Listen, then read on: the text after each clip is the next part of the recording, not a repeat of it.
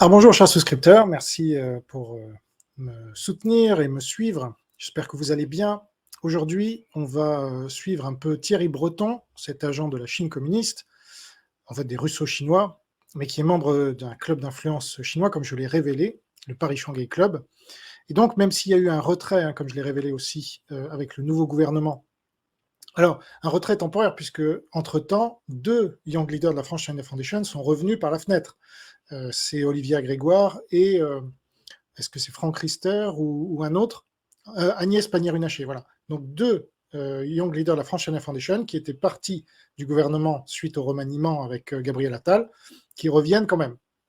Donc la Chine se veut discrète, mais elle a quand même besoin de ses pions au gouvernement, ses pions officiels. Quant à ses pions officieux, là, c'est eux qui dirigent, et donc il n'y a pas de problème. Bref, Thierry Breton, lui, est toujours membre du Paris Shanghai Club. Personne d'autre que moi n'en a parlé encore. Ça fait 3 ans que je l'ai révélé, preuve à l'appui, mais ça n'intéresse pas tous, évidemment, les Asselineau et les Philippot de ce monde qui le cachent à leur audience parce que ça voudrait dire que l'Union européenne est du côté russo-chinois comme eux, et ça, ils ne peuvent pas se le permettre. Ils doivent absolument faire croire que Breton est du côté américain, alors que là, comme on va le voir dans cette vidéo, une fois de plus, il critique les États-Unis. Voilà, parce que. Alors, pour la petite histoire, j'ai failli rencontrer Thierry Breton il y a déjà 25 ans de cela. Je raconte ça dans mes mémoires d'avant-guerre. Et parce que j'avais un parrain de promotion de mon école de commerce qui est Jean-Marie Descarpentries, qui était lui-même le parrain de Thierry Breton. Donc, Jean-Marie Descarpentries, je ne sais pas où il est aujourd'hui, mais il avait déjà 70 ans à l'époque. Ça avait été le patron de Bull et Carnot Metal Box, et le patron donc de Thierry Breton quand il était à Bull. C'est lui qui a fait rentrer Breton à Bull. Et donc, il voulait me le faire rencontrer à une époque où il n'était pas très important encore. Après, donc, mais ça ne s'est pas fait. Je pense qu'il y avait un problème de calendrier. Mais sinon, j'aurais rencontré Thierry Breton. Bon, je ne sais pas quoi, je sais pas trop quoi je lui aurais dit. Mais donc, à l'époque, pour ceux qui ne savent pas, j'avais écrit un livre à 20 ans, avoir 20 ans en France, et Jean-Marie Descarpentries l'avait préfacé, postfacé, enfin, il avait fait un petit mot avec son ami banquier Hervé de Carmois qui m'avait fait rencontrer aussi. Donc là, j'étais rentré et Attali, alors lui, il n'a pas fait de mots, mais enfin, j'avais rencontré Attali à ce moment-là. Donc j'avais rencontré tous ces oligarques, là, mondialistes, de gauche et d'extrême gauche, qu'ils soient de l'étiquette gauche officielle comme Attali ou droite comme Thierry Breton. Mais c'est tous des gens de gauche.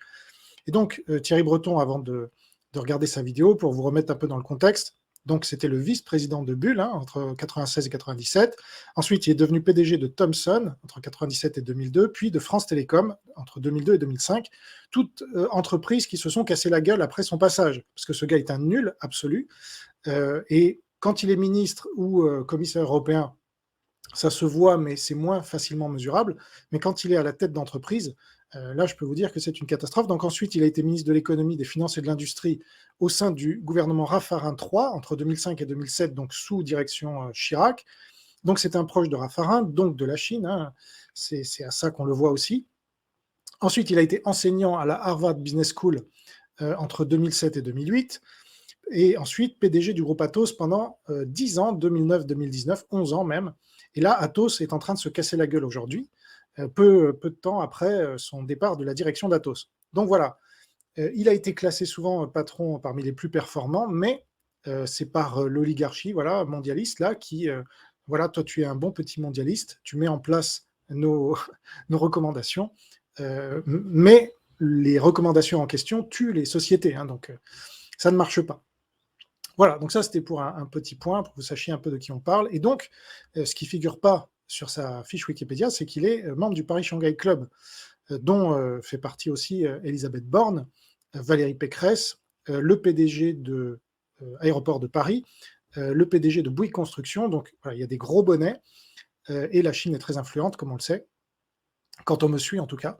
Donc là, on va voir pour ce passage de Thierry Breton, il y a 2 jours, vous voyez, donc c'était à LCI, le 11 février, j'enregistre le 13, et là, le thème c'est Donald Trump prêt à lâcher l'OTAN, la démocratie américaine est malade.